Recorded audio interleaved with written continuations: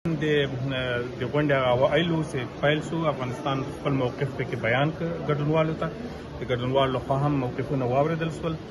مجلس ډېر ښه په مخ لاړ، د افغانستان دریځ پکې روښانه شو او دا وویل شو چې افغانستان د نړۍ سره د اړیکو پلوي ده او موږ کولی شو د دغسې تفاهماتو تعاملاتو یو له بل سره د ناستو پاستو په نتیجه کې له افغانستان او له خلکو سره کومک وکړو.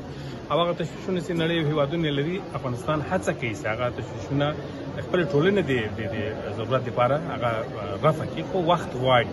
دوی باید موږ ته وخت راکړي او په دې پروسه کې له افغانانو سره دوی مرسته وکړي، نه داسې دوی د اقتصادي بندیزونو له لارې یا د فشارونو له لارې لا هم زموږ ولس ته فشار لاندې ونیسي. په دې باندې دوی ټول قناعت هم حاصل شو، تر یو حده پورې فکر کوو چې د ګډونوالو ذهنیت مثبت لوري ته تغیر کړي. عمومي فضا څنګه وه؟ یعنې عمومي فضا ډېره ښه وه. ټولو هېوادونو د افغانستان سره د همکارۍ ژمنه وکړه، د امریکا متحده ایالاتو په شمول ټولو هېوادونو دا ویل چې افغانستان سره دوی د کومک کوي او د هیڅ نظامي اړخ حمایت نه کوي، د نظامي برخورد طرفدار نه دي او د افغانستان سره د همکارۍ روحیه په ټوله کې موجوده وه له ټولو هېوادو سره او له ټولو موږ مننه کوو چې دغسې یو فضا ایجاد شوې.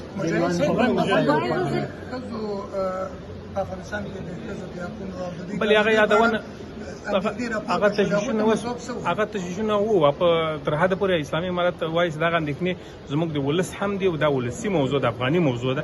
موږ دوی ته وایو چې موږ خپله هم هڅه کوو چې د موضوع ته حل لاره پیدا کړو، په دې قیمت چې خدای مکړه د موږ ټولنه بیا جنګ او اختلاف او بدبختي ته داخله نه نورې لانجمنې مسایل مثلا د افغانستان د هوایي حریم مسایل دا یاد شول. نو دلته فضا ټوله داسې وه چې د افغانستان سره د همکارۍ روحیه غالبه وه. ټولو دا دریځ و چې باید د افغانستان سره همکاري وشي، د مخدره موادو د بدیل په برخه کې دغسې د اقتصادي سکتور سره د کومک په برخه کې او ځینې تشویشونه چې دوی درلودل ټول مشترک وو. موږ هغه واورېدل، انشاءالله به هغه باندې به کار What did you think of the points that other countries raised? And would you want to come back to these meetings again?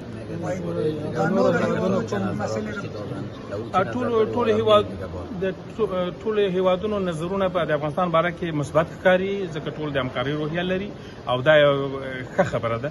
موږ غواړو چې هغه هېوادونه چې موږ سره په تعامل کې دي هغه لا تعامل پیاوړی کړي او کوم چې لا په تعامل کې نه دي هغوی هم راسي له افغانستان سره تعامل ته اهمیت ورکړي او په دې برخه کې د افغانستان له خلکو سره همکار. مجاهد صاحب، شما دو مسئله عمده را که بیشتر ما با نماینده بعضی از کشورها از جمله کشورهای اروپایی صحبت کردیم، یکی مسئله حقوق زنان و دیگه مسئله حکومت فراگیر و اینا. ایره گفتن که مسائل داخلی افغانستان است و مطابق به فرهنگ افغانستان و عنعنات مشکل حل میشه، اما خواست اینا این هست که این دو موضوع بسیار عمده و اساسی است که به این ارتباط اینا مجبور هستن که مردم خود قناعت بتن که با حکومتی که میخواین تعامل بکنن. ما هم باید تصریح بکنیم که مردم ما هم مهم هستند، مردم ما هم خواستهای خود دارند، از ما تقاضاهای خود دارند. چیزی که برای ما مهم است موضوعات داخلی باید برای افغان‌ها گذاشته شود.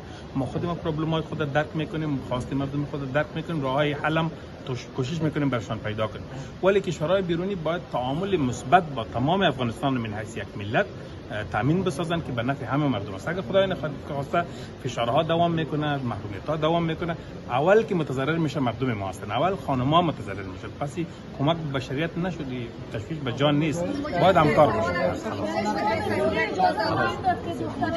تشکر از هم. مننه ټول.